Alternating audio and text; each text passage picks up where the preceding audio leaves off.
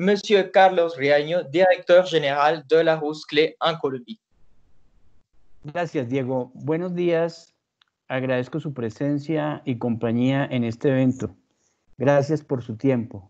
Gracias a Tomás Leigl de la Embajada de Francia en Bogotá que nos acompaña hoy. Larousse es una editorial francesa fundada en 1852 por Pierre Larousse, quien tenía varias profesiones. Él era lexicógrafo, lingüista, editor, escritor, enciclopedista y profesor. Lamentablemente abandonó la docencia muy joven, decepcionado porque consideraba que la metodología usada para educar a los niños era arcaica y rígida. Él quería que se respetara la creatividad y la independencia de los alumnos. Desde 1890, la sembradora que ustedes pueden ver que acompaña nuestro logo ha sido un símbolo para la editorial. Ella sostiene un diente de león que al soplarlo esparce las semillas en todas las direcciones, la esparce a los cuatro vientos. Es el símil de la filosofía de Larousse, que quiere difundir el conocimiento a los cuatro vientos, propagar e irradiar el saber a todos los públicos. Con más de 160 años de experiencia en este largo caminar, nos hemos encontrado con Clé Internacional, otra editorial francesa con similares objetivos y especialista en el proceso de la enseñanza-aprendizaje del francés como lengua extranjera. Cuando conocí a Jean-Luc, su director general, que hoy nos honra con su presencia, hubo una muy buena química. Eso facilitó sellar nuestra alianza, que finalmente se materializó en marzo del presente año, convirtiendo a Larousse en el distribuidor exclusivo de los contenidos de CLE en Colombia. La unión de Larousse y CLE produce como resultado dinámicas de investigación juiciosa, conocimientos actualizados, acumulación de experiencias y contenidos de calidad. Ese conjunto de valores que acabo de describir, la investigación juiciosa, los conocimientos actualizados, la acumulación de experiencias y contenidos de calidad, es lo que en Larousse denominamos el saber hacer, reforzado ahora con la presencia de CLE Internacional. Podemos decir que ahora lo haremos mucho mejor.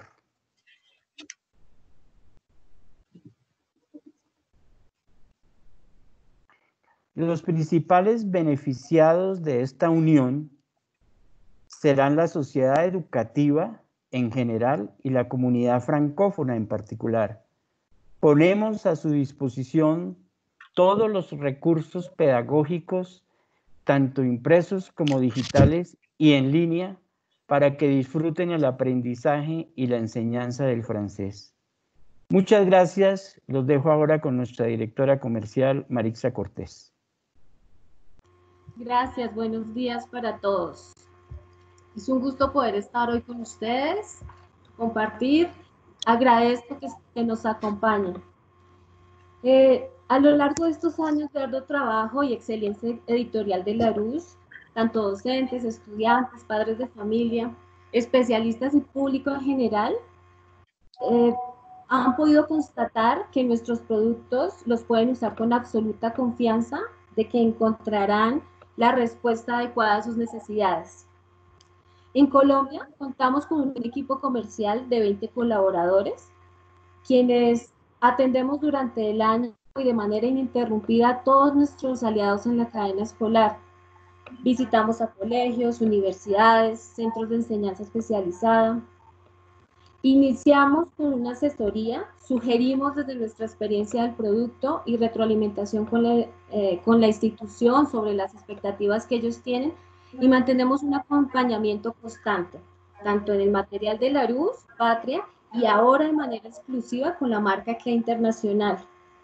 Actualmente estamos en 3.000 instituciones a nivel nacional, las cuales han permitido que todos nuestros materiales sean su herramienta de apoyo y su soporte constante, tanto para docentes como para sus estudiantes. Hemos planeado 3 aspectos importantes para desarrollar y fundamentar nuestro plan de trabajo a partir de esta alianza con CLE Internacional. Primero, es la asesoría, que en este caso, que es el que hoy nos reúne con CLE Internacional, hemos incluido en nuestro equipo un delegado exclusivo, quien estará disponible para sugerir de acuerdo a las necesidades y directrices pedagógicas, buscando así la integración de nuestros métodos con la proyección del establecimiento educativo, esperando que este sea el mejor soporte didáctico para lo que el docente espera.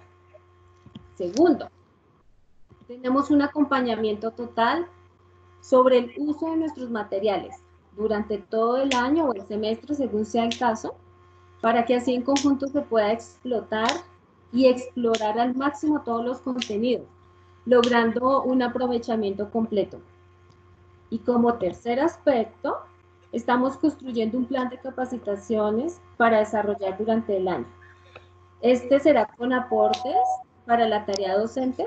Muchos se plantean según la necesidad de la época, como lo estamos viendo hoy, que hemos acudido a la virtualidad.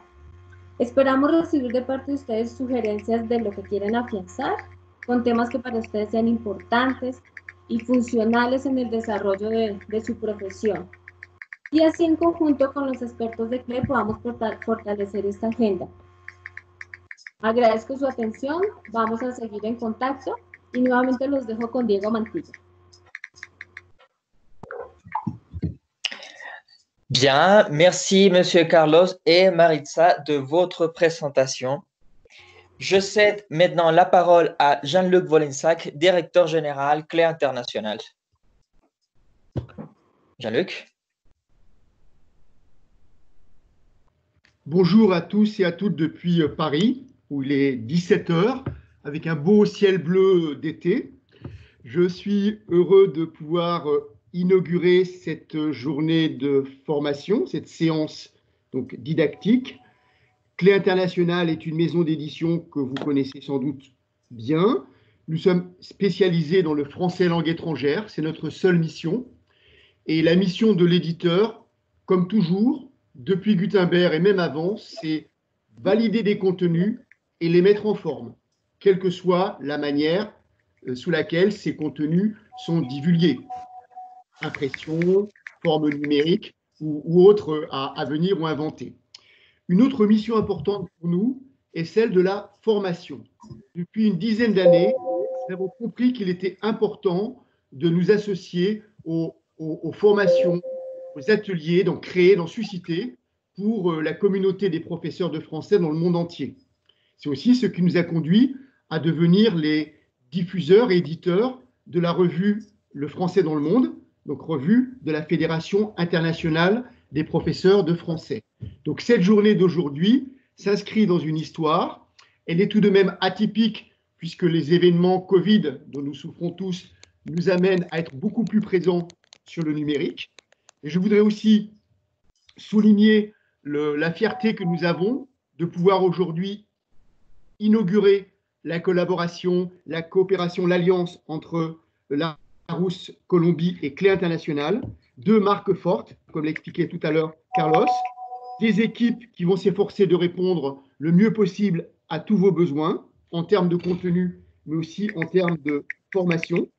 Je remercie l'ambassade de France à travers M. Thomas Lègle d'être présente à cette réunion. Et quisiera dar las gracias a los formadores que van a hablar. Saludar a todos ustedes que sean cachacos, paisas o de cualquier otra parte del país. Siento no estar físicamente en Colombia hoy, pero espero poder volver pronto en este país que conozco mucho y que amo. Un buen día a todos y muchas gracias.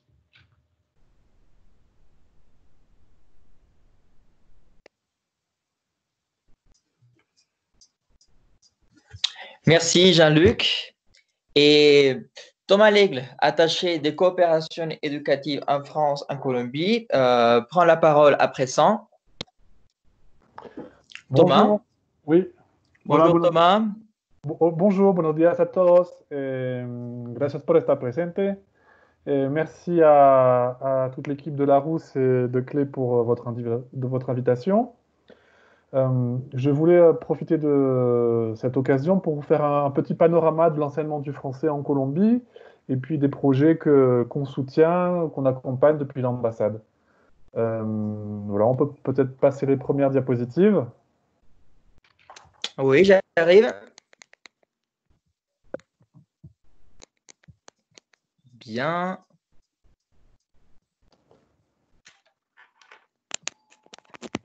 Un instant, s'il vous plaît. Et voilà. Ok, peut-être passer directement à la diapositive suivante.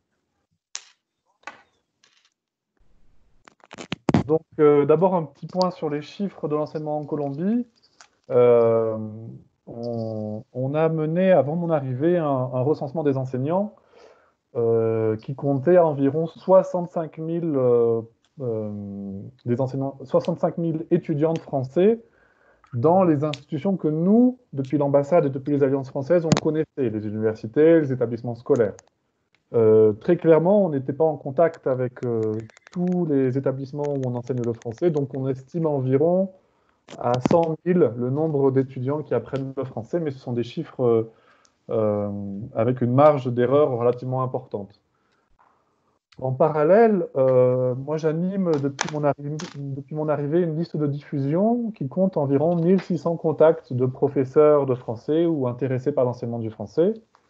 Et puis les statistiques officielles du ministère colombien nous donnent 120 établissements scolaires publics où on apprend le français ou où on est en contact avec un enseignement du français, parfois au travers des alliances françaises qui vont faire des cours dans les établissements scolaires. On n'a par contre pas encore de statistiques très précises sur les établissements scolaires privés. Donc tout ça, ça fait partie d'un premier travail de recherche qu'on mène à l'ambassade avec l'Alliance française de Manizales, l'association Acol Prof et l'association Colifri, avec, normalement, on devait avoir cette année une présentation des résultats, mais évidemment, avec le virus, on a pris un peu de retard. En tout cas, ce qui est important, à mon avis, à souligner, c'est que l'enseignement du français en Colombie se porte bien. Les alliances forment un réseau parmi les plus puissants au monde, avec presque 20 000 élèves. Et puis, moi, partout où je passe, dans les régions, dans les établissements, dans les universités, il y a une vraie demande pour plus d'enseignement du français. Je vais donc vous présenter un peu ce qu'on fait pour l'enseignement du français au niveau des établissements scolaires publics. Si tu peux appuyer à nouveau. Des établissements scolaires privés qui travaillent en lien avec les alliances françaises.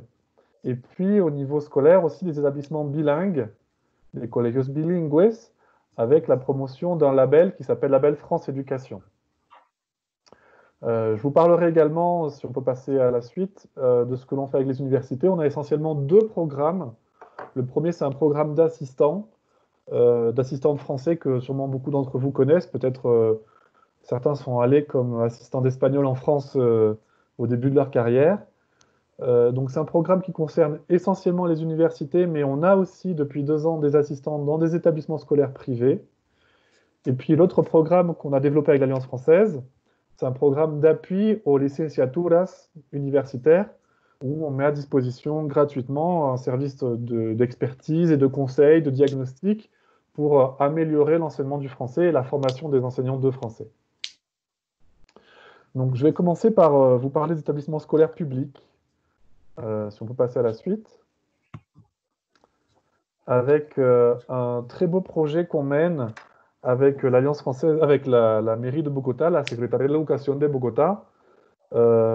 L'idée, c'était de reprendre l'enseignement du français où il en était.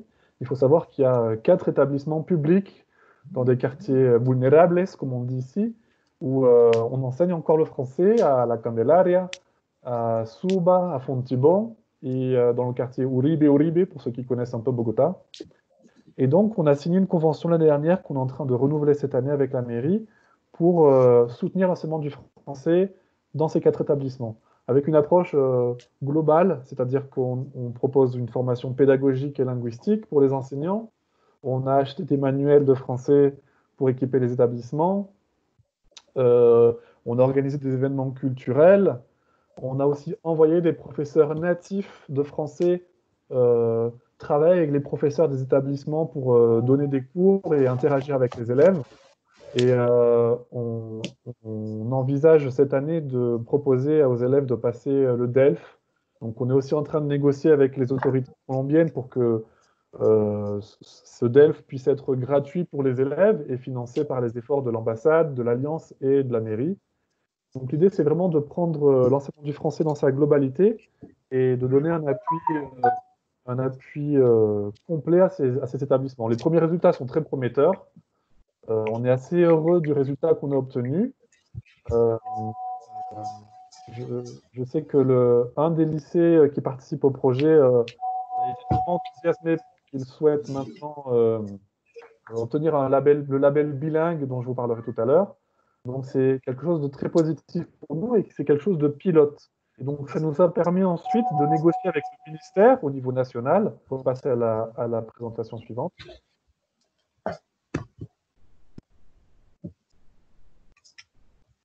Donc un projet national avec le ministère de l'Éducation colombien pour réintroduire l'enseignement du français dans le système éducatif colombien. Vous savez que le français a disparu à partir des années 90 avec la loi sur l'éducation et a laissé la place uniquement à l'anglais. Donc on est en train de construire et de négocier avec le ministère dans le cadre du plan para el plurilingüismo un travail sur l'enseignement du français avec une dimension nationale où on va concevoir à nouveau des programmes scolaires de français et mettre en place, tu peux revenir encore en arrière, mettre en place une évaluation aussi de l'apprentissage avec un DELF scolaire. Là aussi, l'idée, c'est que des élèves qui apprennent le français puissent passer un diplôme de français qui soit, on l'espère, gratuit pour les élèves des établissements publics. Et puis au niveau local, dupliquer ce qu'on a fait à Bogota avec une vingtaine d'établissements scolaires un peu partout dans le pays. Donc on est dans la phase de sélection de ces établissements avec le ministère et avec nos partenaires des Alliances françaises. Donc c'est un projet très ambitieux. On a obtenu un financement important de la part du ministère des Affaires étrangères pour l'année 2020 et l'année 2021. Alors évidemment, le virus complique un peu le travail. Mais voilà, on travaille en tout cas d'arrache-pied pour que le programme puisse être maintenu, qu'il soit mis en place dans la partie nationale en 2020, tout ce qui est diagnostic des établissements, création des programmes, et que l'année prochaine, on puisse former les enseignants, là aussi équiper l'établissement en manuel, avoir des activités culturelles, bref. Avoir une base qui prouve qu'on peut enseigner le français et enseigner un français de qualité dans les établissements publics. Donc ça, c'était pour la partie publique, mais on travaille aussi avec les établissements scolaires privés. On peut passer à la diapositive suivante. Donc on a un dispositif en Colombie qui est développé par les Alliances françaises qui s'appelle REF, pour Red d'Excelencia en français, et où les alliances passent des conventions avec les établissements scolaires privés. Le coût, c'est entre 3 et 7 millions de pesos à l'année pour l'établissement, ce qui est relativement peu pour un établissement privé. Et en échange, l'Alliance française offre un accompagnement pédagogique des enseignants, des réductions sur les cours, du conseil pour améliorer des conseils pour améliorer l'enseignement du français et sert de garant de l'excellence de l'enseignement dans ces établissements. On compte pour l'instant une petite quarantaine d'établissements sur tout le pays, dont quasiment la moitié à Bogota, qui font partie de ce réseau. Et une des tâches pour les années à venir, c'est de renforcer ce réseau, d'accueillir davantage d'établissements, mais aussi de proposer des projets nationaux, des concours, des rencontres, des formations, pour faire vivre ce réseau au niveau national et lui donner plus de visibilité. Évidemment, les établissements ont aussi accès à des ressources culturelles en ligne, notamment, alors je ne vais pas dire le Netflix français, ça serait un peu arrogant, et pas vrai, mais en tout cas, on a depuis l'ambassade une plateforme avec des films, des dessins animés en français, souvent avec des sous-titres en espagnol, pour les élèves et les professeurs.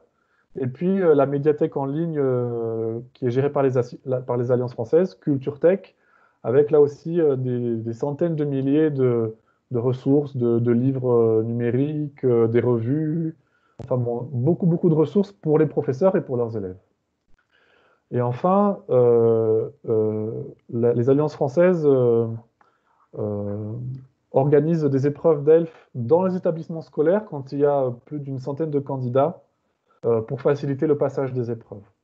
Donc voilà, si vous travaillez dans un lycée privé, n'hésitez pas à vous approcher de l'Alliance française de votre ville ou de votre région pour voir quel accord on peut proposer et si votre établissement peut rentrer dans ce réseau. Un dernier point qui concerne l'établissement scolaire, on peut passer à la diapositive suivante, c'est le label France Éducation. Alors c'est un label qui est donné par l'Agence pour l'enseignement français à l'étranger, l'AEFE. C'est la même agence qui gère le réseau des lycées français.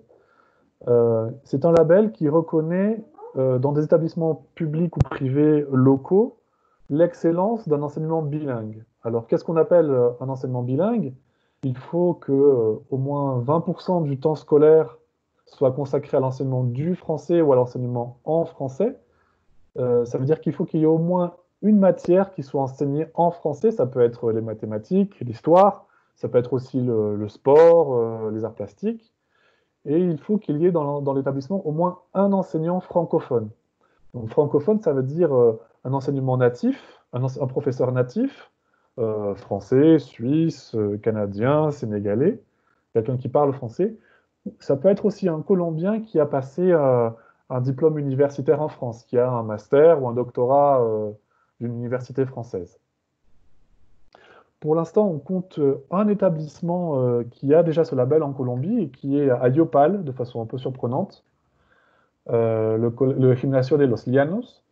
Et on a plusieurs établissements scolaires qui sont engagés dans un processus de labellisation, notamment à Bogota avec le Colegio Emilio Valenzuela, à Manizales avec le Colegio Anglo-Hispano, et puis à Bogota aussi le Liceo Femenino Mercedes Nariño, qui est un établissement scolaire public, qui a bénéficié de notre appui l'année dernière et qui s'est lancé dans ce projet ambitieux. Donc, si vous êtes un établissement où il y a déjà un enseignement du français important, on peut vous aider depuis l'ambassade à transformer cet enseignement du français pour que ça devienne un enseignement bilingue et que vous puissiez faire partie obtenir ce label et faire partie de ce réseau mondial. On compte plus de 200 établissements scolaires dans le monde qui ont ce label.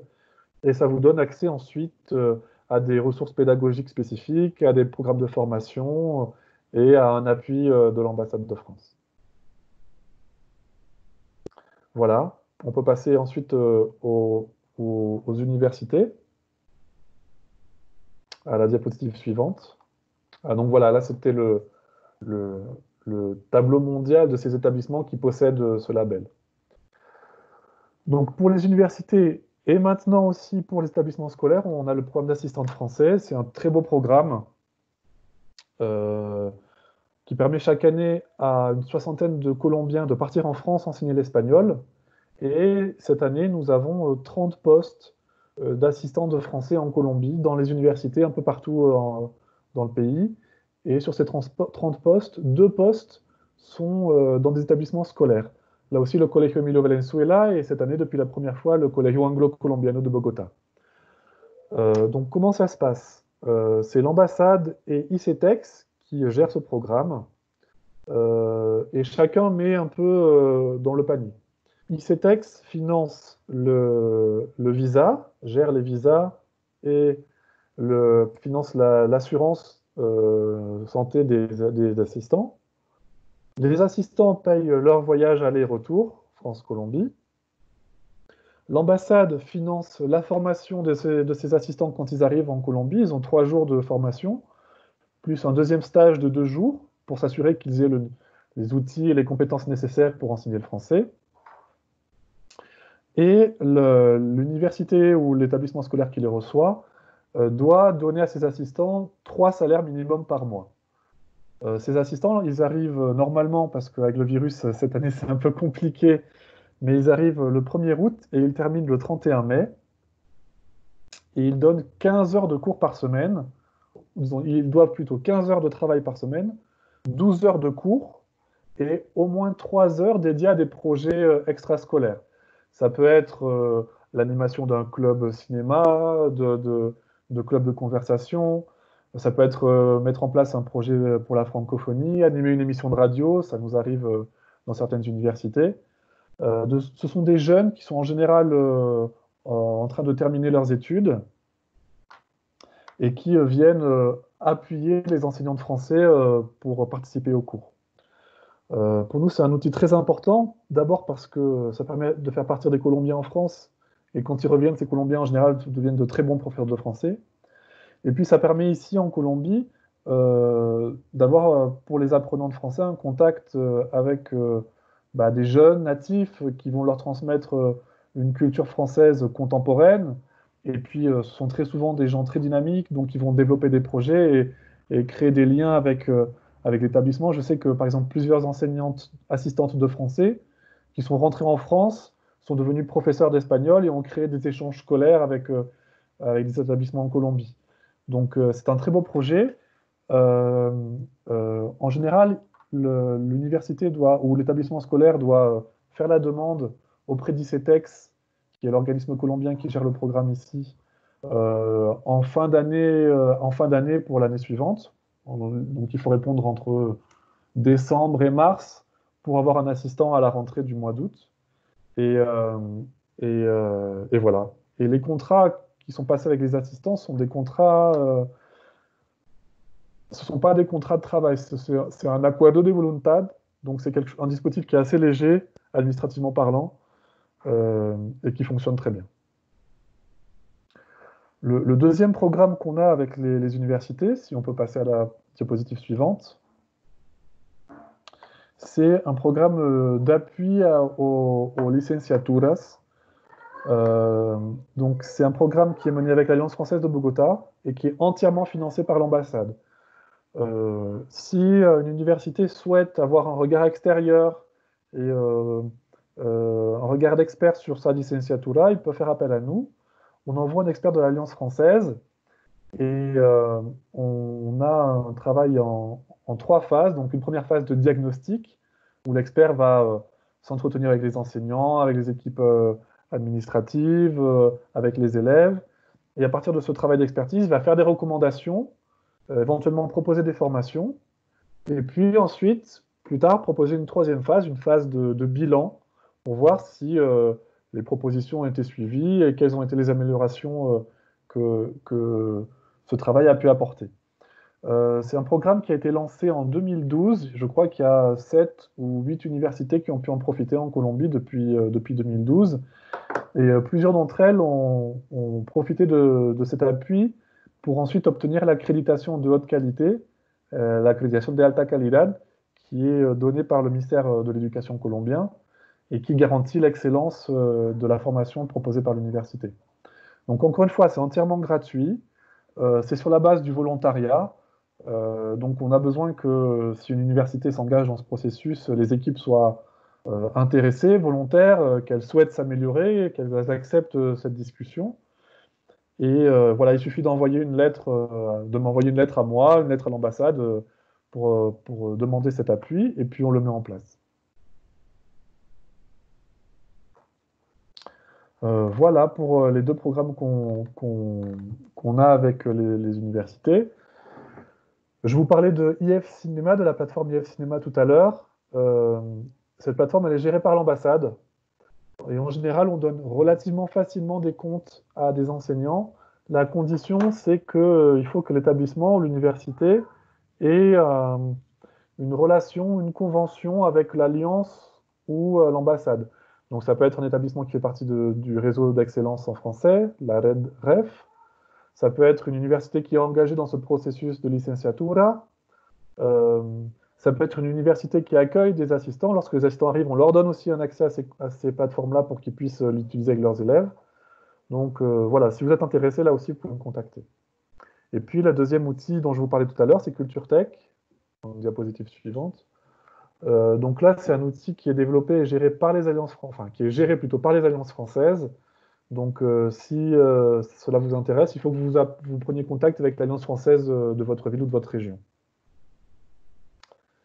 Enfin, un dernier outil que j'utilise sur la diapositive suivante, j'espère que vous y êtes abonné, c'est une liste de diffusion par mail. Donc c'est un outil sans prétention, mais qui, moi, me permet d'envoyer régulièrement aux professeurs des informations sur des ressources pédagogiques en ligne, sur des concours pour les élèves, sur des bourses de formation. Bref, toutes les informations qui me semblent intéressantes pour des professeurs de français, j'essaie de les envoyer. J'essaie de faire des mails pas trop longs, pas trop spam. Donc voilà, là aussi, j'ai demandé aux collègues de Larousse et de Clé qui organisent cette rencontre de bien vouloir me donner vos contacts pour que je puisse vous intégrer à cette liste de diffusion. Et évidemment, si vous êtes d'accord. Mais c'est un outil simple pour moi qui permet de garder ce contact direct entre l'ambassade et les professeurs de français. Dans les projets pour les années qui viennent, et notamment dans le cadre de ce fameux plan de réintroduction du français, on va essayer peut-être de relancer une plateforme qui s'appelle IFProf, que je ne vous ai pas mise ici, qui est le réseau social des enseignants de français. C'est une plateforme qui vivotait quand je suis arrivé, parce que voilà, il n'y avait pas forcément les projets, les dynamiques qui permettaient de faire vivre ce réseau social. Mais vu les projets qui se préparent pour les années qui viennent, je pense que ça pourrait être un outil intéressant pour les profs de français de Colombie. Écoutez, je vous ai dit l'essentiel, j'ai essayé d'être court. Vous pouvez me retrouver sur Twitter et puis sur mon mail de thomas.legle@diplomatie.gouv.fr. Encore une fois, c'est très important pour moi de pouvoir avoir un contact direct avec les enseignants, donc n'hésitez pas à m'écrire si vous avez des questions, des propositions. Normalement, c'est ma dernière année, donc en septembre, il y aura quelqu'un qui me succédera. Mais bon, le mode de fonctionnement sera le même. Et puis peut-être pour terminer, encore une fois, ça fait 3 ans, moi, que je suis en Colombie. Je crois qu'il y a un vrai potentiel pour l'enseignement du français, à la fois parce que les professeurs sont plutôt bien formés, je trouve, même si très souvent ensuite le marché de l'emploi fait que les professeurs qui ont étudié le français s'orientent vers l'enseignement de l'anglais. Je crois qu'il y a une fenêtre d'opportunité avec les institutions colombiennes. Donc c'est le bon moment pour défendre l'enseignement du français, pour s'organiser, pour rejoindre l'association École Prof et pour renforcer les liens avec l'ambassade, avec les alliances, pour ceux qui travaillent dans les universités avec Colifri, l'association de recherche de chercheurs franco-colombiens. Je sais qu'on sera accompagné par le travail des collègues de Clé. Donc voilà, hay que ponerse las pilas para promover la enseñanza del francés en este maravilloso país. Merci beaucoup. Merci. Merci bien, Thomas, de nous montrer le panorama du PLE en Colombie. À présent, je vous laisse avec Monsieur Philippe Birien et notre présentation principale. Philippe. Oui, bonjour tout le monde. Y sí, ya está. Y bonjour y buenas tardes. Primero empezaré con unas palabras en castellano para agradecer a Carlos Riaño y Maritza Cortés de Larousse, Colombia. Y obviamente es un verdadero placer poder inaugurar un poco pues, este evento que marca esta unión entre nuestra editorial Clé International y Larousse, Colombia. Y con muchas ganas de poder trabajar en el terreno con todos ustedes y obviamente con Diego. Merci aussi donc à Thomas Lègle, évidemment de l'ambassade de France que je salue. Merci à Monsieur Wolanczak de sa présence et à Rui qui est en support dans le chat et qui a énormément contribué à rendre possible voilà cet événement. Bien, alors nous allons commencer. Alors pour commencer, je vais vous partager voilà mon écran. On va y arriver, voilà. Je voudrais juste qu'on me confirme qu'effectivement vous voyez bien mon écran. Confirmé. Oui, Philippe. Oui, Philippe. Voilà. Très bien. Merci. Bien. Donc, nous allons commencer cette intervention autour donc, du cadre, avec comme titre, vous voyez, le cadre évolue, quelles conséquences dans ma classe? Et oui, le cadre, effectivement, évolue. Il était peut-être temps, en fait, que, d'une certaine façon, le cadre connaisse une certaine évolution. C'est tout à fait logique et ce n'est absolument pas une critique au document original. Un document original, rappelons-le, qui est sorti en 2001. Donc, si on regarde bien, 2001, ça peut paraître pour certains encore juste hier, mais il faut reconnaître que ça fait donc quand même presque 20 ans. Et en 20 ans, il s'est passé effectivement donc beaucoup de choses. Et il était donc absolument nécessaire de pouvoir, je dirais, peut-être reprendre certains éléments, les analyser et voir si on ne pouvait pas en quelque sorte les actualiser. On va voir un petit peu plus ça dans le détail, hein, mais c'est logique, hein, pensez un petit peu que si un document est sorti en 2001, ça veut dire qu'il a été pensé, conçu dans les années 90. Je me souviens avoir participé très modestement en tant que cobaye avec d'autres équipes de l'Alliance française où j'étais à des réflexions autour des évaluations, etc., liées au cadre européen. Et c'était en 98. Donc, il était temps d'avancer. Il était temps d'avancer, d'évoluer. Et c'est dans ce sens donc que nous avons, alors je vais juste, voilà, hop, attendez, il y a un petit retard, voilà, pardon, un petit retard dans la présentation. Et c'est pour ça que nous avons vu en 2017 pour la version anglaise et en 2018, début 2018, nous avons vu donc apparaître non pas un nouveau cadre, et ça je crois qu'il faut bien être précis là-dessus, hein, il ne s'agit pas d'un document qui balaie l'ancien, mais nous avons vu apparaître donc un volume complémentaire du cadre qui va nous apporter des nouveaux descripteurs. Donc en français, il est sorti en 2018, il est disponible là, sur les réseaux, sur Internet, en format PDF. Alors, ce volume complémentaire n'est donc pas un nouveau cadre, mais il a quand même quelques particularités qui, je crois, sont importantes à prendre en compte si on compare au cadre initial. Le cadre initial, comme son nom l'indique, était en fait européen et avait été conçu finalement en Europe et uniquement en Europe, par différentes institutions, mais on va dire qu'il était peut-être, on lui a reproché d'ailleurs, et certainement à juste titre, d'être trop eurocentré. Et c'est pour cela qu'il fallait aussi l'ouvrir. Et donc l'ouvrir, ça a signifié, dans son élaboration, ça a signifié s'appuyer sur des collaborations institutionnelles, bien évidemment encore européennes, mais aussi, et je dirais, et surtout, en fait, des collaborations internationales. Si vous prenez les premières pages du document, vous verrez qu'il est listé pays par pays un nombre important, plus ou moins important selon le pays, d'institutions qui ont collaboré.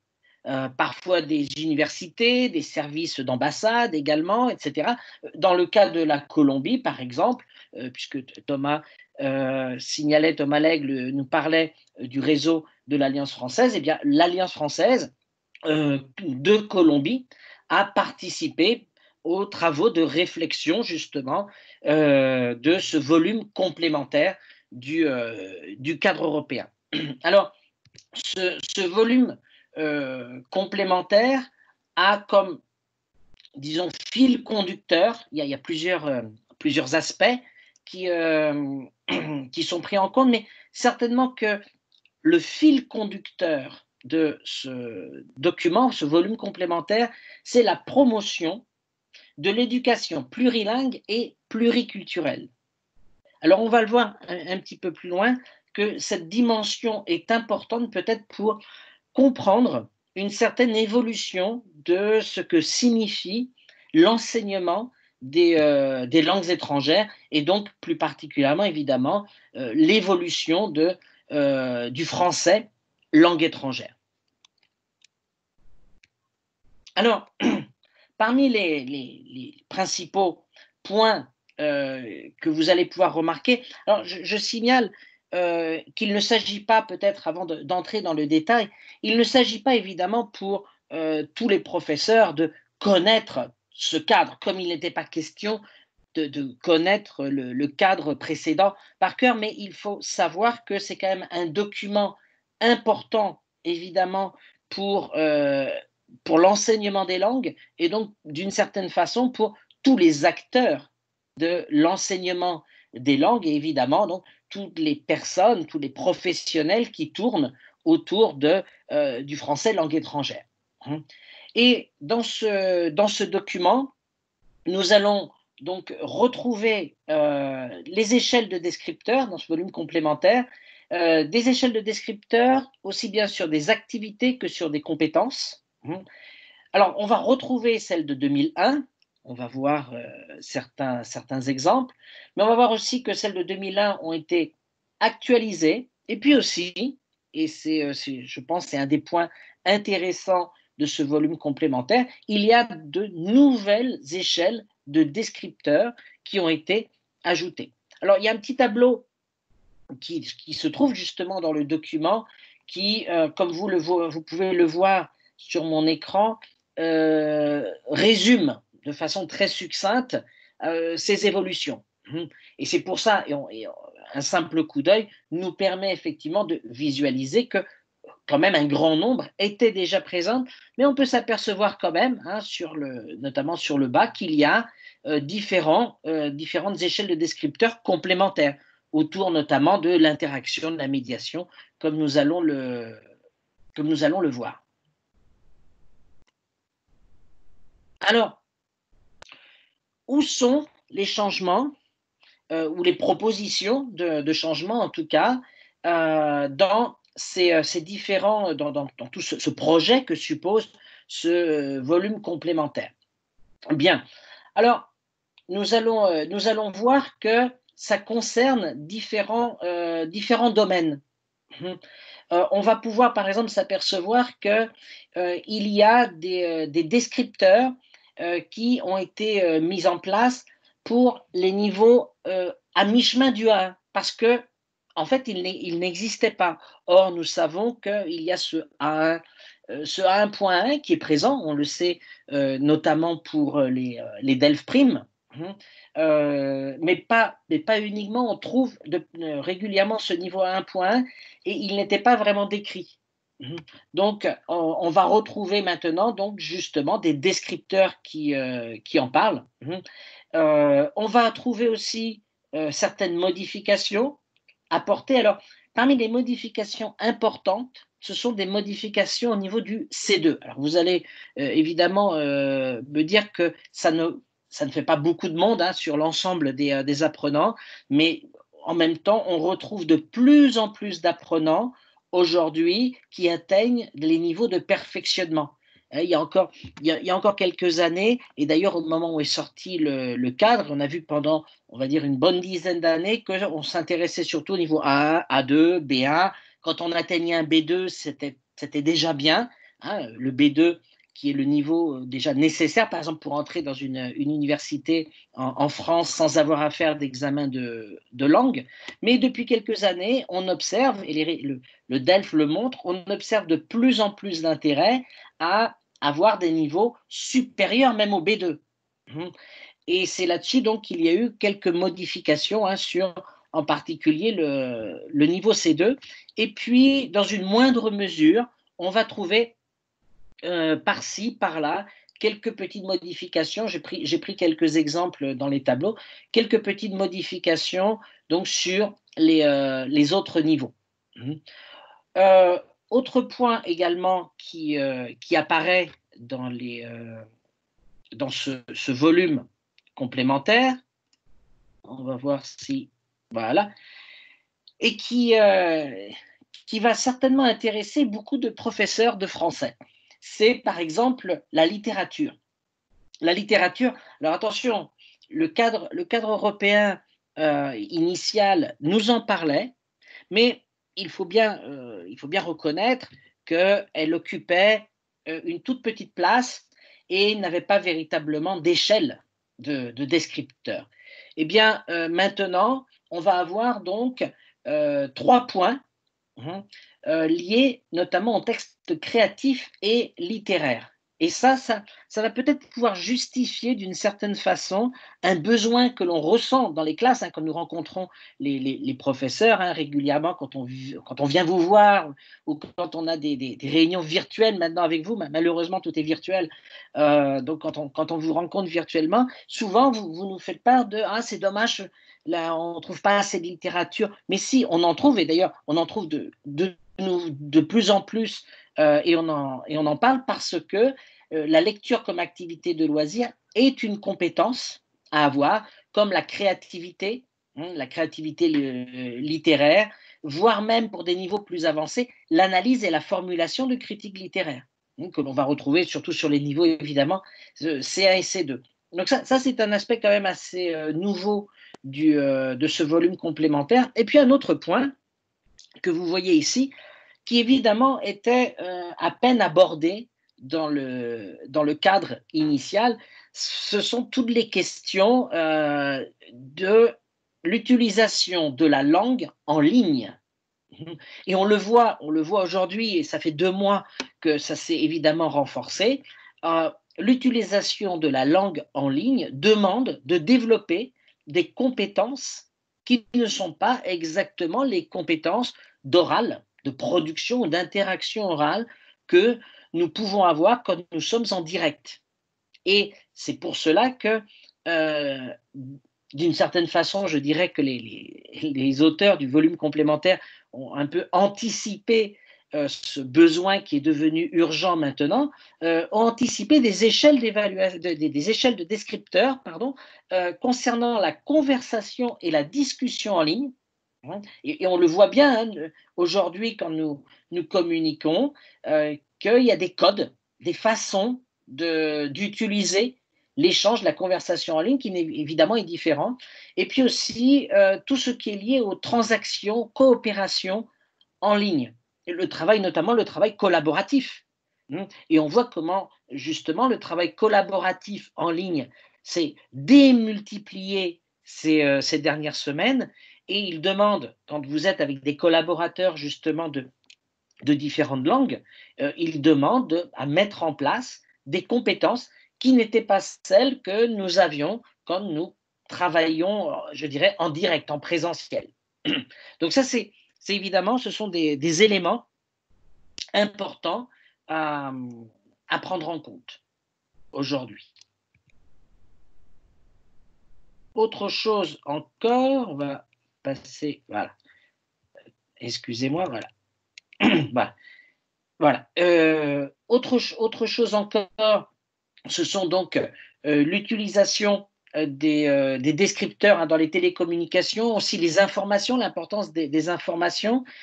Un autre point également, c'est par rapport à la langue des signes. Ça nous intéresse moins peut-être en tant que professeur de français directement, mais je crois que c'est important de signaler que la langue des signes maintenant entre également dans les référentiels en fait du cadre européen. Et puis aussi, alors ça c'est un projet un petit peu à part, mais qui décrit également dans ce volume complémentaire, c'est ce qui concerne les jeunes apprenants.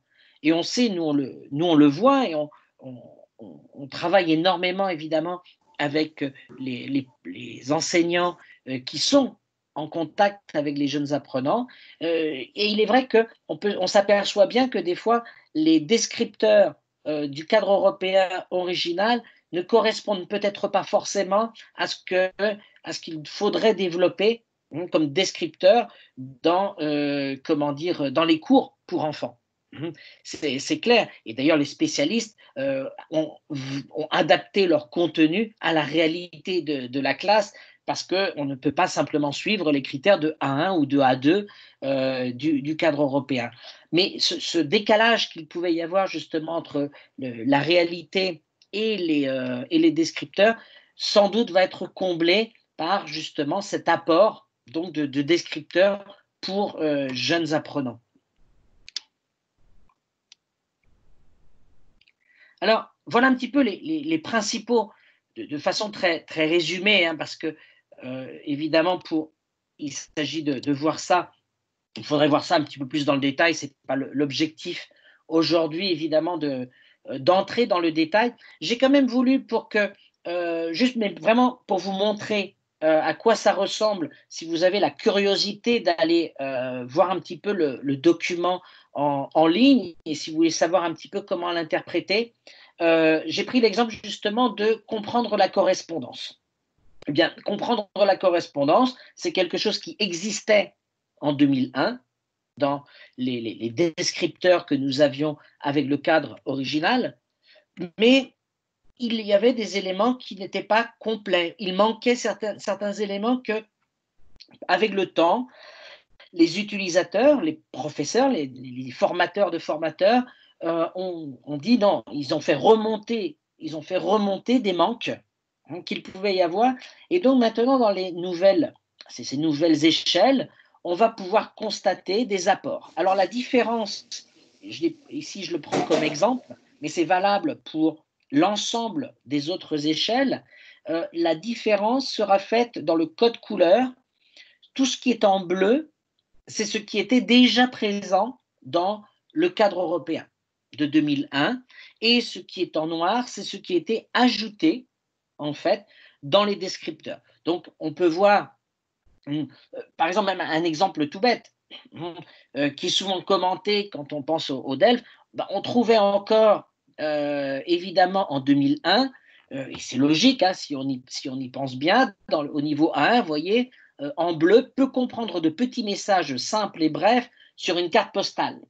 Il est évident qu'aujourd'hui, que nous apporte le plus du descripteur, par exemple dans ce niveau 1, vous voyez, peut comprendre de petits messages simples, donc ça, on reste au même niveau que le texte précédent, mais envoyé par courriel ou sur les réseaux sociaux, comme une proposition de rencontre ou quand et quoi faire. Alors, le fait même de l'introduire dans l'échelle de descripteur veut dire que la typologie textuelle, donc la façon, disons le moule dans lequel est le texte, et le texte en soi, propre aux échanges que l'on peut avoir par exemple sur des réseaux sociaux, comme un Facebook, comme un Instagram, etc., entre dans les compétences à avoir pour pouvoir justement échanger dans la langue.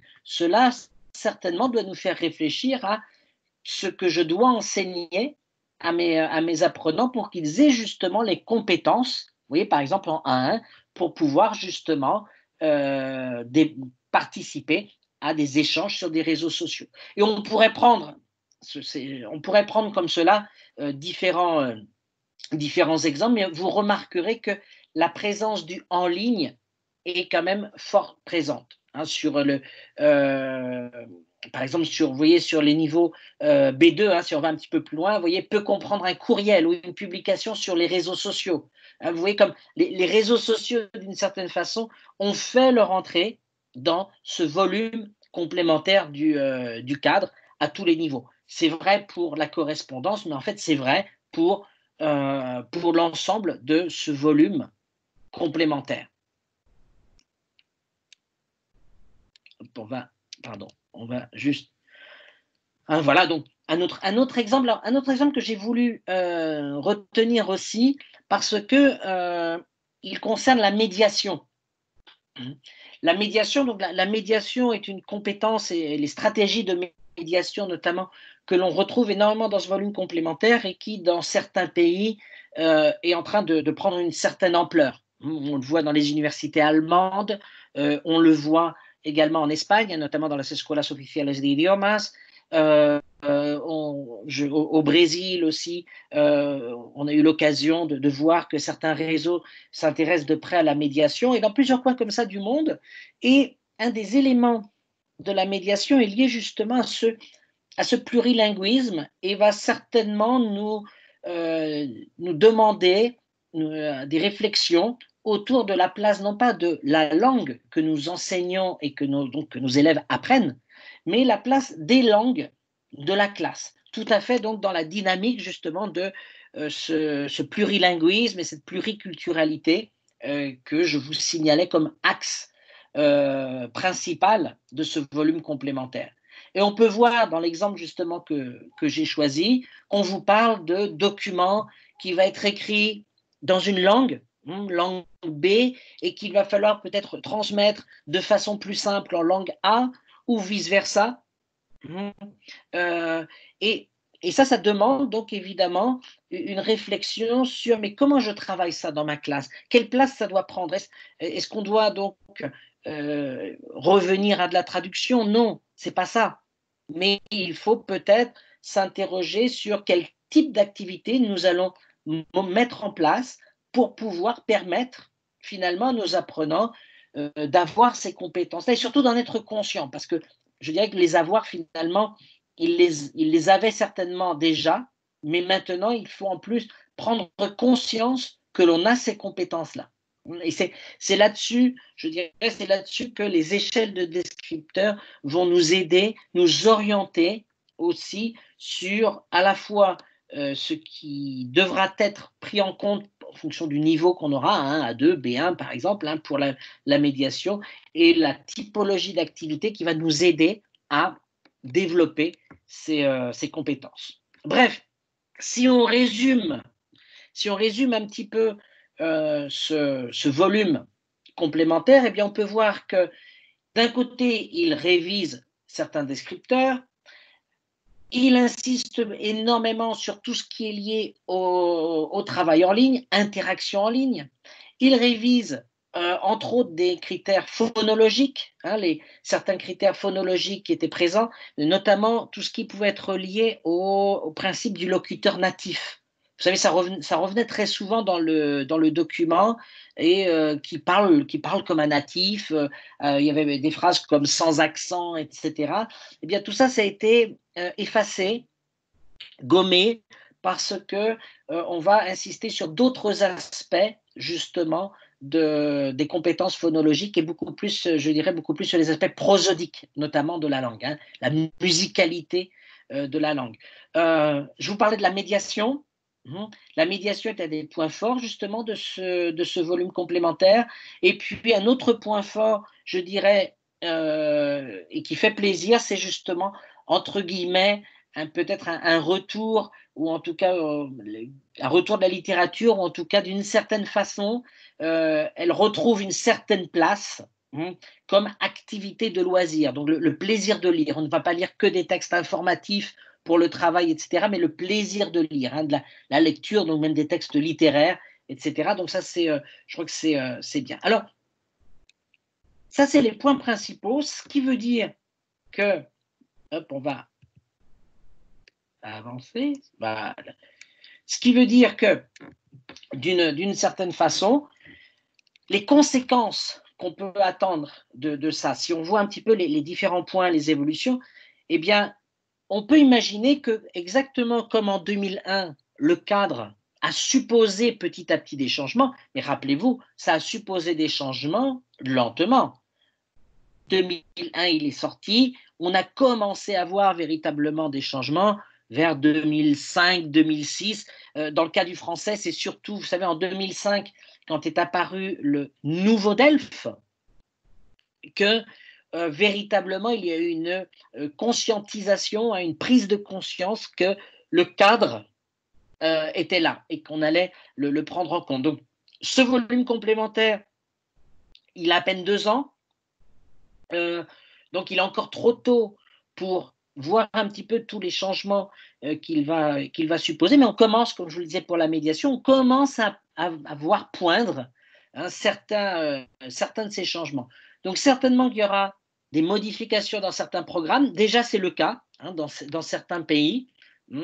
On va voir certainement aussi des dynamiques de classe modifiées. Alors, je dirais qu'elles ont même été précipitées en ce moment. Quand je pensais à dynamique de classe précipitée, je pense par exemple à des dynamiques de classe qui vont introduire justement tout ce qui est en ligne. Eh bien, il est clair que depuis 2 mois, nous nous sommes retrouvés forcés même à le faire. Après, il faudra voir, évidemment, en fonction des conséquences à plus ou moins long terme de cette situation de crise et comment va être l'école après la crise, voir qu'est-ce que nous allons faire de ces nouvelles dynamiques de groupe, puisque le volume complémentaire met en avant quand même tout ce qui est le travail collaboratif. Donc, comment nous allons collaborer? J'espère pas seulement en ligne, évidemment, mais ça fait partie des réflexions. Dans les pratiques de classe, le travail sur les langues, comme je vous le signalais, avec certainement donc comme conséquence des modifications dans la typologie de certaines activités. À voir. Il y a beaucoup de questions, évidemment, autour de tout ça. Ça va impliquer, évidemment, de s'interroger sur la place des outils numériques. Je dirais accéléré, évidemment, par la situation actuelle. Et puis, là aussi, point d'interrogation, à partir du moment où à partir du moment où il y a des changements, que ce soit dans les programmes, que ce soit dans les types d'activités. Par exemple, si on commence à prendre aussi en compte le numérique et les interactions numériques, certainement que pour pouvoir évaluer si la personne est compétente ou pas dans la langue, il va falloir peut-être revoir, et ça je laisse avec un point d'interrogation évidemment, le contenu et les critères, non seulement d'évaluation, mais peut-être même de certification. Évidemment, dans l'avenir, on n'est pas en train de parler de changement pour la semaine prochaine, mais ce sont des questions qu'il va falloir peut-être se poser si on veut véritablement que ce volume complémentaire prenne une certaine place dans notre, disons, dans notre enseignement, apprentissage donc du français langue étrangère. Voilà. J'ai essayé de synthétiser un petit peu toute cette information parce que, surtout en ligne, c'est moins facile, évidemment, de partager tout ça. Mais vous avez peut-être quand même des questions sur le sujet. Donc, je vais rendre la parole peut-être à Diego qui a dû gérer peut-être, je ne sais pas s'il y a des questions dans le chat ou des questions en direct. En tout cas, je suis à l'écoute. Merci bien Philippe, comment ça va? Bon, de nous communiquer de façon compréhensible le descripteur pour les cours en ligne et la médiation. Là maintenant, nous lançons le foire aux questions et l'invitation, c'est de lever la main sur l'application de Teams. Vous voyez sur la barre, il y a la main et oui, et vous pouvez poser la question en direct. Alors, si quelqu'un voudrait prendre la parole pour poser une question à Philippe.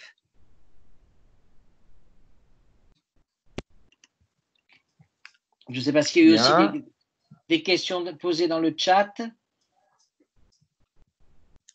Pas pour l'instant, mais si vous voulez aussi nous laisser une petite question sur le chat, on est là.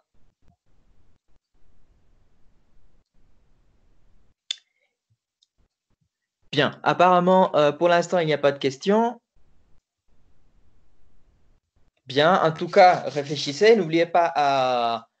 Je vais faire une courte présentation de nouveautés. Après, nous allons avoir un caout et nous allons aussi faire un jeu pour donner des ouvrages clés internationales. Et à la fin, le sondage pour l'attestation. OK, je prends donc l'écran pour faire la présentation de nouveautés. Et si vous avez des questions, comme je disais tout à l'heure, n'hésitez pas à laisser les questions sur le chat.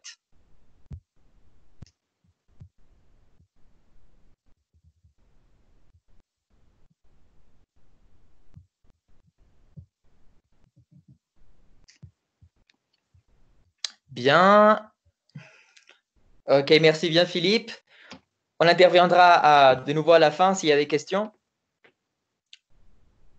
Bien. Et Je prends la parole maintenant pour vous présenter les nouveautés 2020 chez Clé International. Avant de commencer, je vous invite à regarder en haut à droite de la diapo.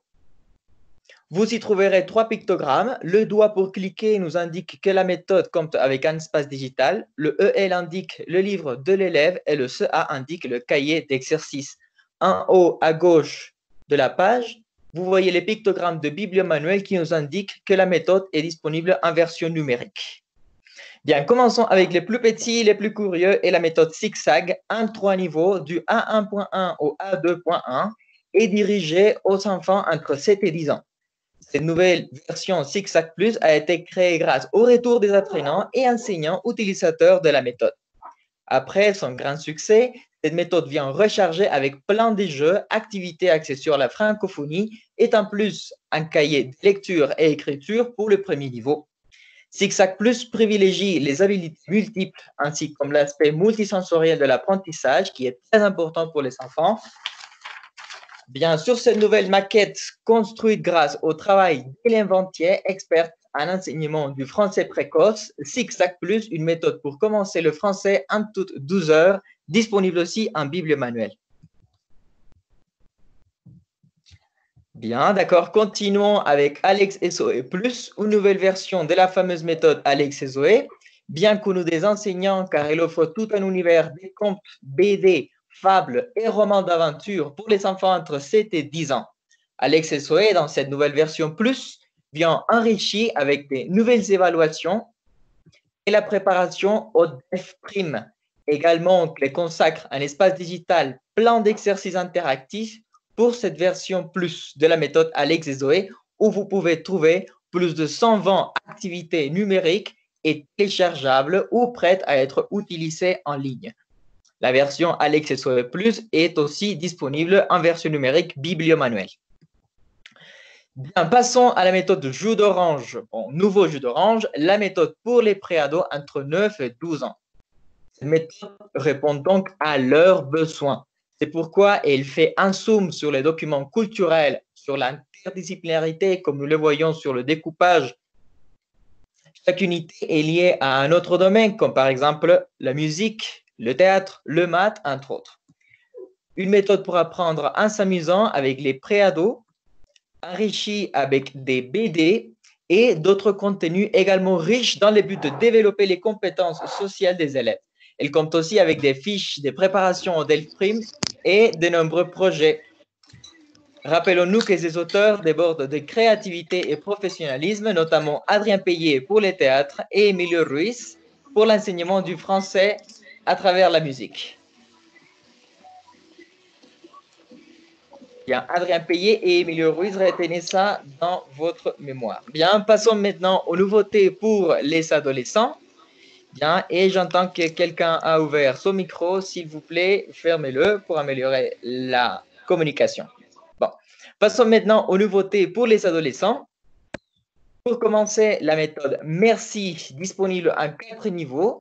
Cette méthode a aussi été créée par Adrien Payet et Emilio Ruiz. Dans Merci, vous y trouverez des projets annualisés et surtout des sujets très proches des intérêts des adolescents, comme ces projets du MasterChef.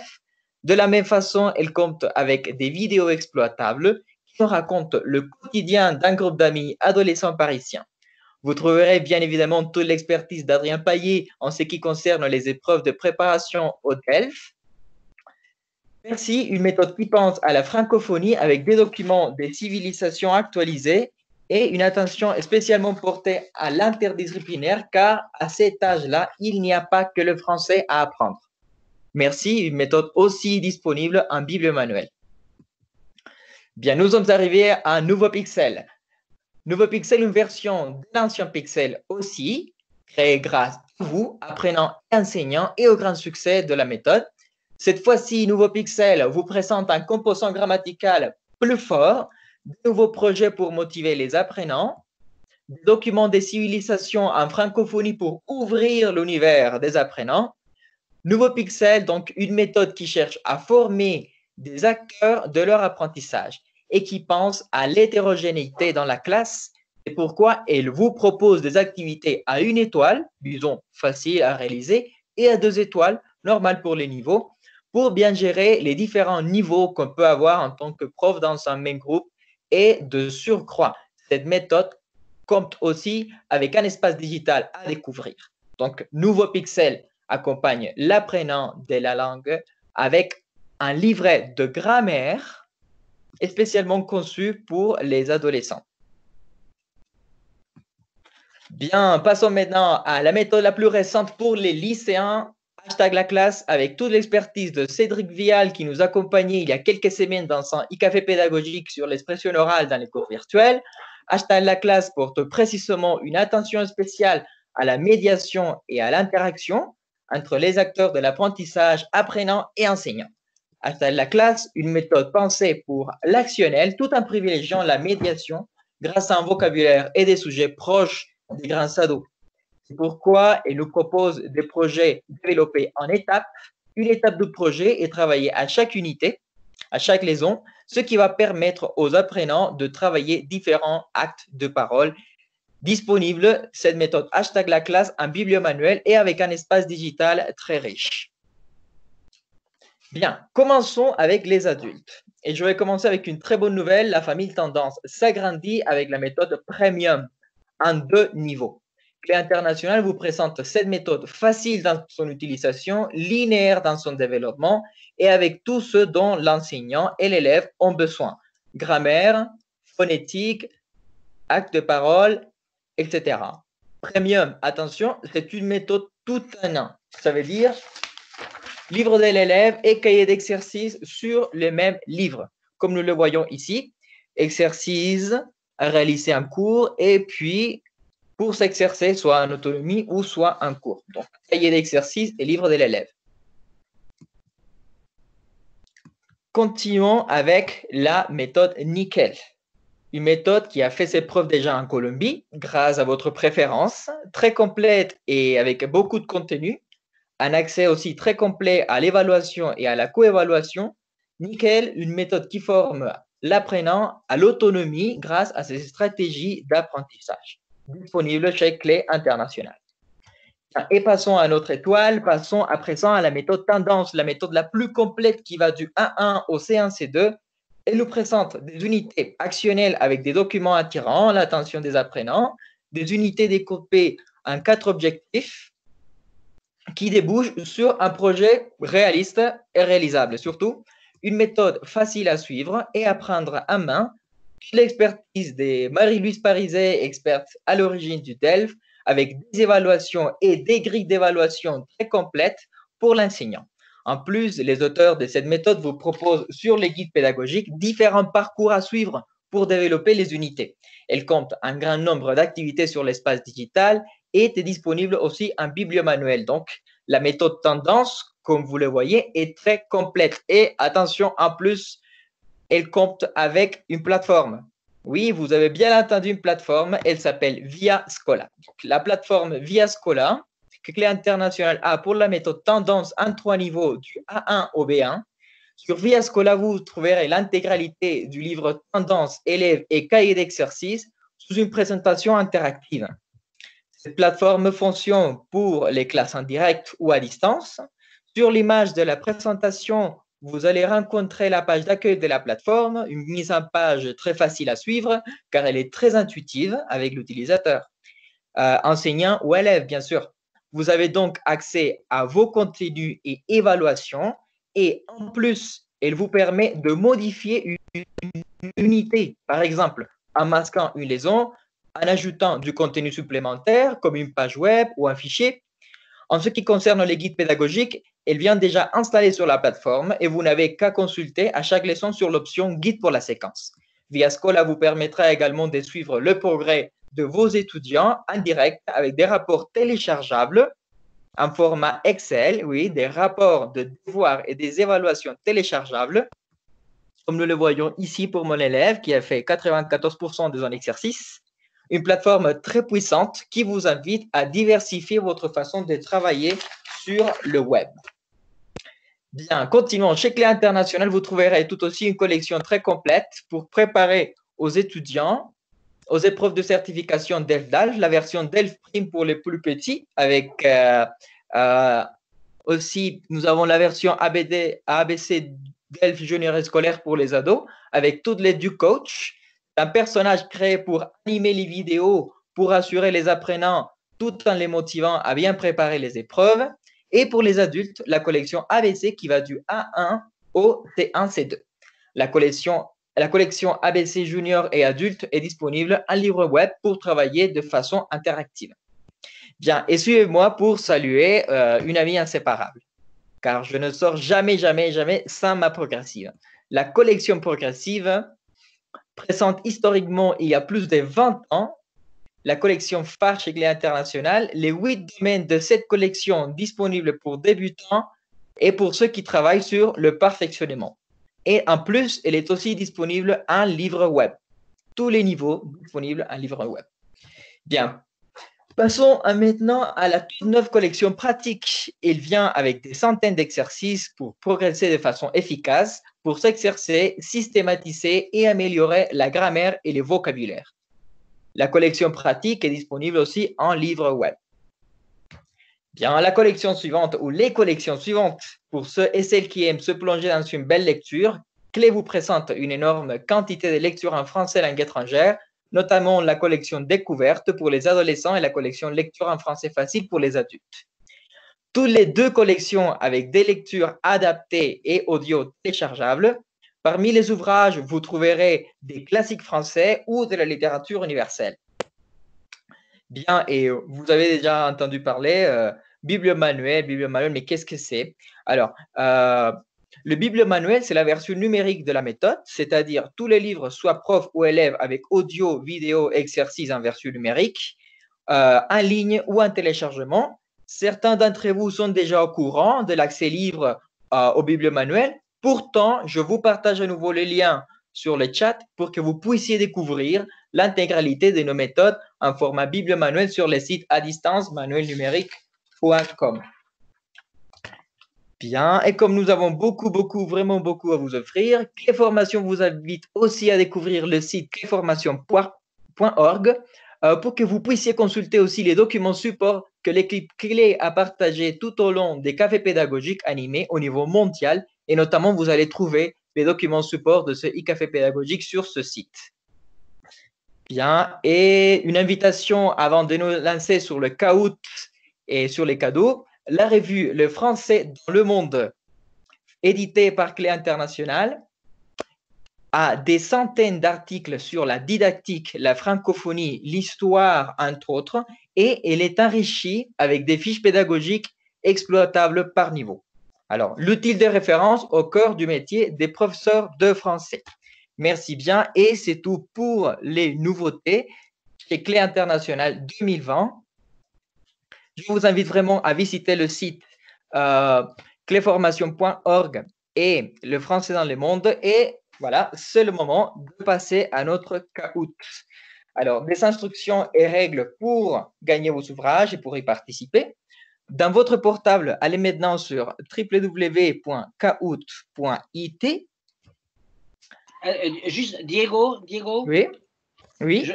On va peut-être, avant de lancer le Kahoot, on va peut-être répondre aux questions qui ont été posées. Et après, on lance le Kahoot si tu n'y vois pas d'inconvénient.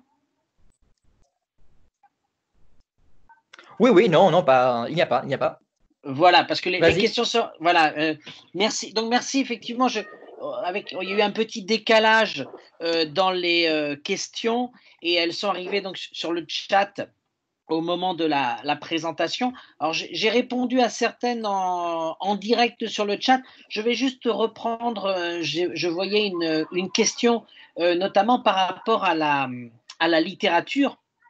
Cette idée donc de littérature en tant que loisir dans les salles, eh bien, je crois que des pistes de travail, nous pouvons justement déjà commencer à en trouver surtout pour les plus pour les plus jeunes et pour les débutants à la fois, puisque on peut intégrer, et d'ailleurs je crois qu'en Colombie c'est déjà souvent le cas, on peut intégrer la littérature dans les programmes. Finalement, quand vous avez un plan lector, c'est ce qui est fait. Et je suis tout à fait conscient que dans le cas de la Colombie, souvent, c'est ce que vous avez. Hein, vous avez le travail avec le manuel habituel, et puis à côté de ça, vous avez une petite lecture.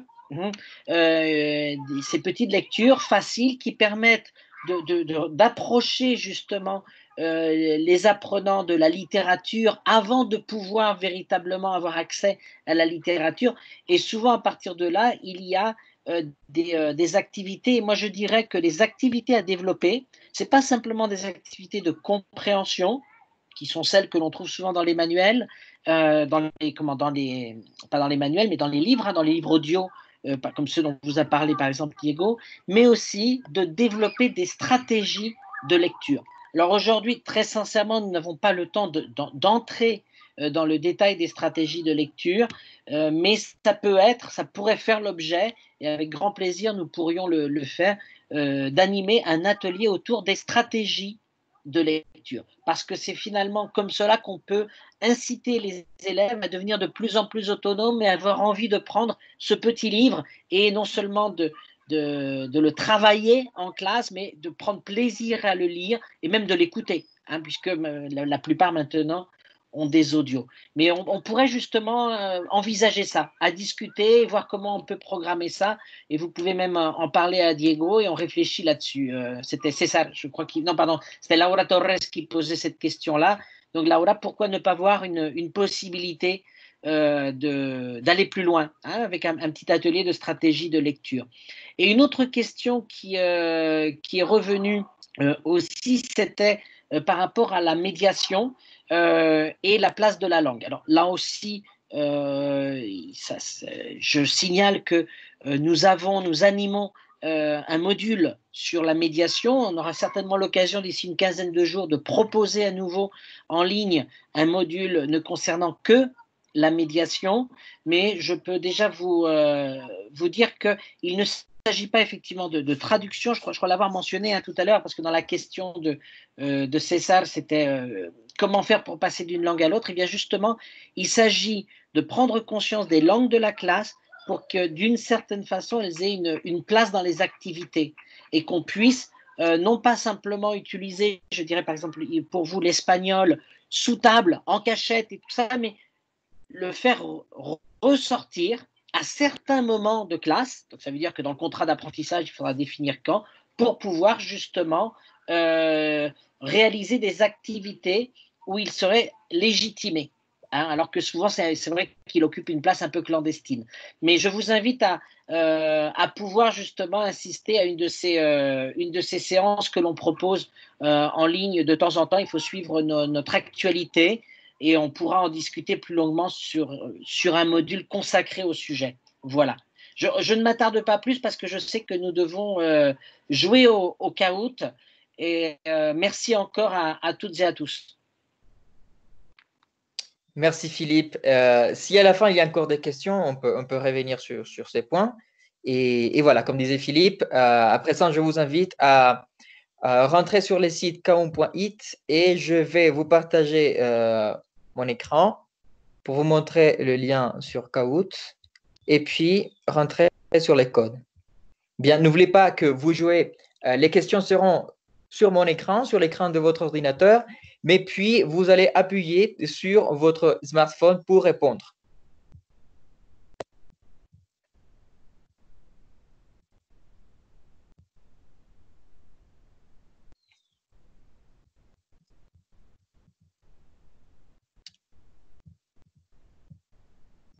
Bien, on est là. GamePin 8971710. On vous attend nombreux sur le Kahoot. On commencera. Felpema est déjà là. N'oubliez pas, s'il vous plaît, de rentrer avec votre nom réel, nom et prénom réel. C'est très important pour nous car comme ça, nous allons pouvoir savoir à qui donner le cadeau. Bien évidemment, vous allez devoir nous écrire sur notre mail. Nous laissons le mail sur le chat et écrivez, s'il vous plaît, votre nom et prénom complet. Merci, Lucie Doran, Amanda, Laura Torres, Felipe Pedrosa, Maria Valencia, Guillaume Delay, Paulina, très bien.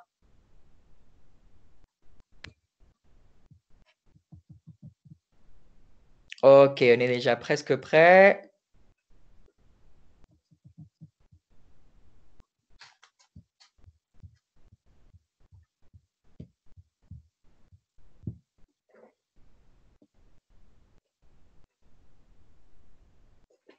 Bien, 28-29. Ok, on continue à recevoir des personnes. César, salut. Bien, nous avons 6 questions. Ce sont 6 questions au total. Ce sont des questions sur la présentation de Philippe, 2 questions, sur ma présentation des nouveautés, et puis sur la présentation de Carlos Riaño et de Jean-Luc Volensac. Mais ce sont des questions très, très simples. C'est juste pour nous amuser un petit peu. Donc, on vous attend nombreux. On a 33 joueurs pour le moment. On aura 18 gagnants. Donc, vous avez plusieurs opportunités pour gagner. Bien, on attend, il y a 32.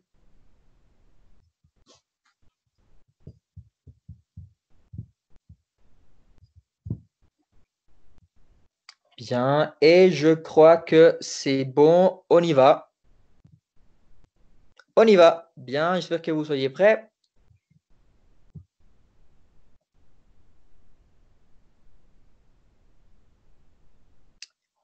Bien, première question. Quelle maison d'édition française ont créé une alliance exclusive pour distribuer du matériel FLE en Colombie?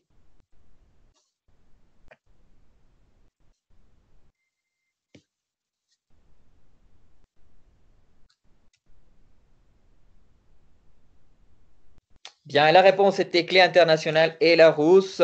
Question suivante. Attention. Question suivante. Ok, Angie, félicitations. Quelle est la nouveauté tout un an chez Clé destinée aux adultes et à un prix avantageux?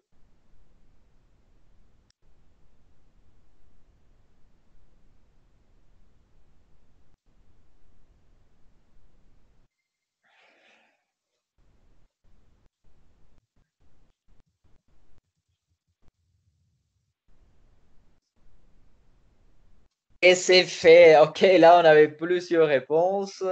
Et c'était Premium. C'est la toute nouvelle version Premium disponible à 1 et à 2 tout un an. Et comme je disais tout à l'heure, un prix avantageux. Il apprend le podium. Maintenant, on continue. Quels auteurs experts en théâtre et musique ont collaboré dans la création de la méthode jus d'orange et merci?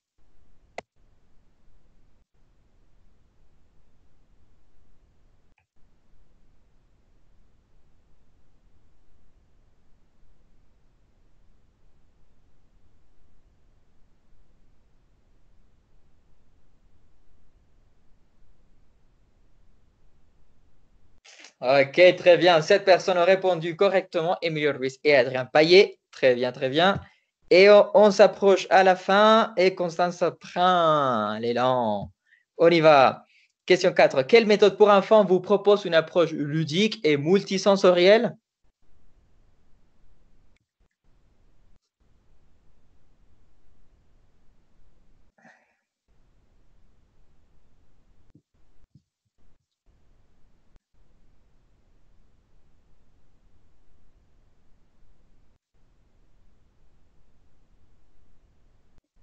Ok, 11 personnes ont répondu correctement. Très bien, très bien. Et voyons les podiums. Ça change. Oui, il y a Carlos qui prend l'élan maintenant. Et 5e question. Dans sa version française, les volumes complémentaires du CECR est sorti en.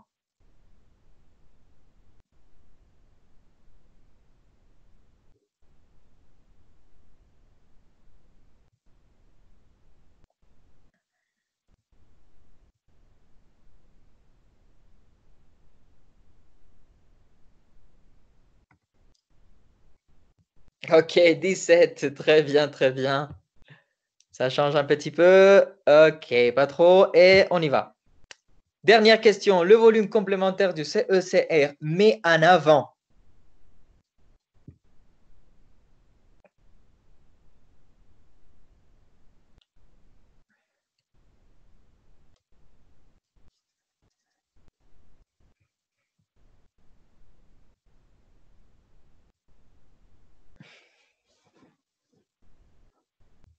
15. Waouh, très bien. Ça fait plaisir, ça fait plaisir. OK, le podium.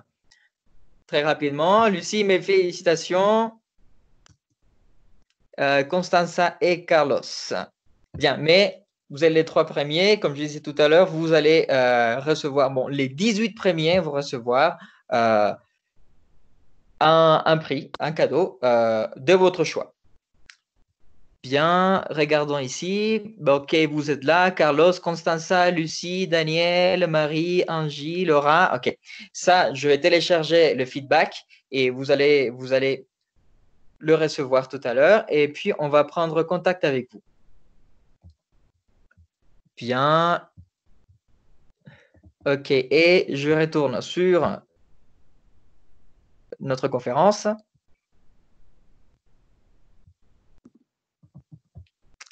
OK.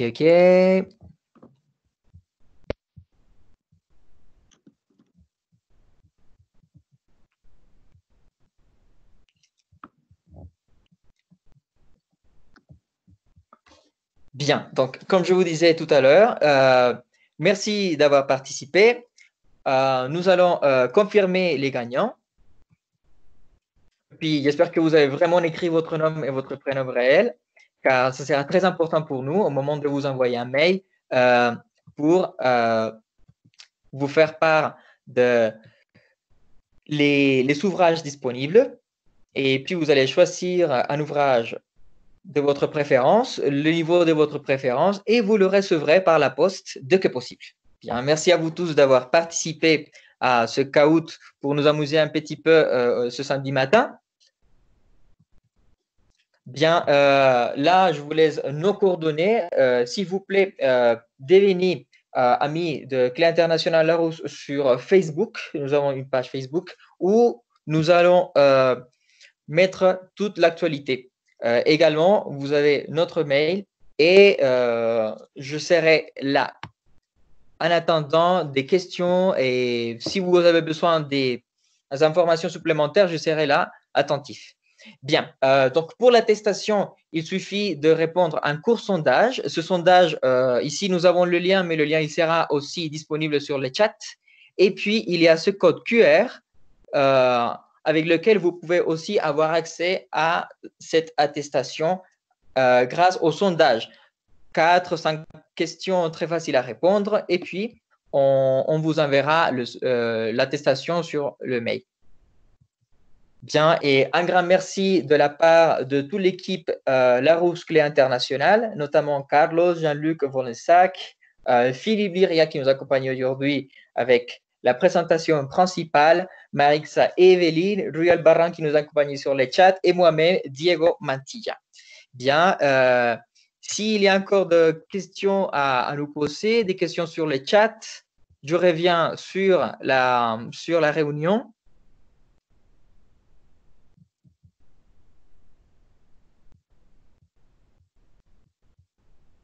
Bien, et sur le chat, vous me diriez s'il y a encore des questions.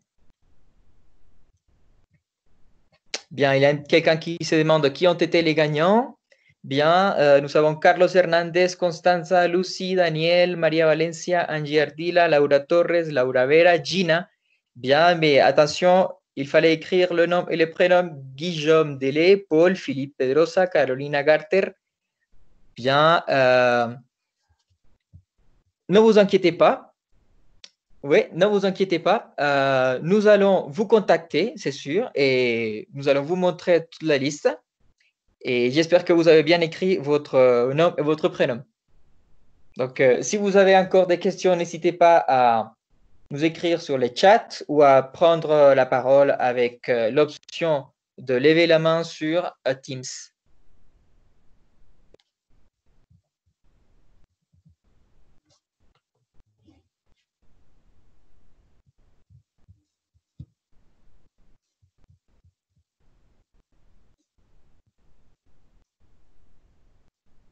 Bien, quelqu'un nous demande, pourrions-nous avoir accès à la présentation de Philippe et ou à l'enregistrement de ce webinaire?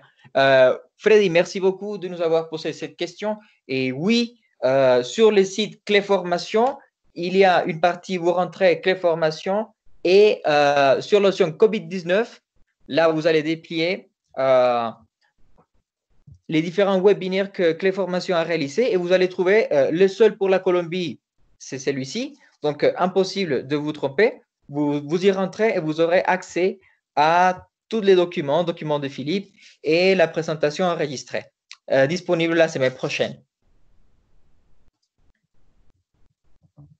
Bien, Lina Alvarez nous dit la page ne marche pas. C'est quelle page, Lina? Alors, merci Jean-Luc et merci de nous avoir accompagnés.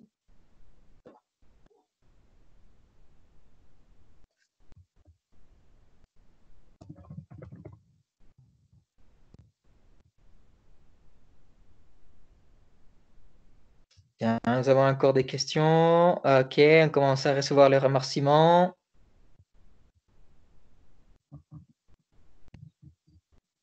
Bien, Rui vient de nous laisser le lien pour la page cléformation.org. Bon, Lina, merci et bonne journée pour toi aussi. On vous contactera, s'il vous plaît, répondez le sondage pour recevoir l'enquête. Et les personnes qui ont participé au Kahoot et qui ont gagné, j'espère vraiment que vous avez écrit votre nom et prénom complet. Et comme ça, nous allons pouvoir vous envoyer un mail avec les informations pour vous envoyer l'ouvrage. De rien, Andrés, et merci à vous.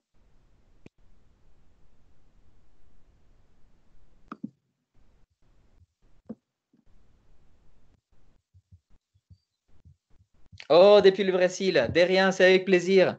Caroline. Ok, et Rui vient de partager encore une fois le lien pour répondre au sondage des attestations. Mais César, je vous remercie. Ok. Bien. Bon, déposez vos dernières questions. On est en train de clôturer cette séance d'aujourd'hui avec un grand merci à vous tous participants et intervenants. Et comment le rappeler au début, cette alliance Larousse-Clé International vient enrichie avec un grand support de la part des formateurs et aussi des ouvrages enrichis avec des espaces digitaux très, très complets.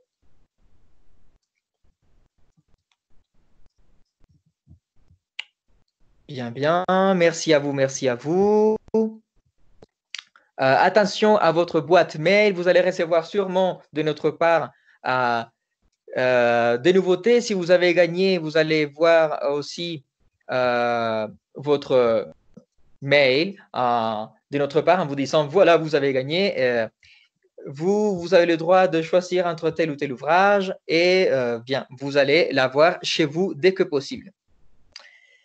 Bien, n'oubliez pas, c'est Diego Mantilla qui a modéré aujourd'hui cette matinée e-café pédagogique, accompagné par Philippe Liria et Rui Alparan, Thomas Lègle et Carlos Riagne et Jean-Luc Volessac, tous les acteurs importants du FLE en Colombie. Et bon, je vous laisse avec un grand merci et à la prochaine.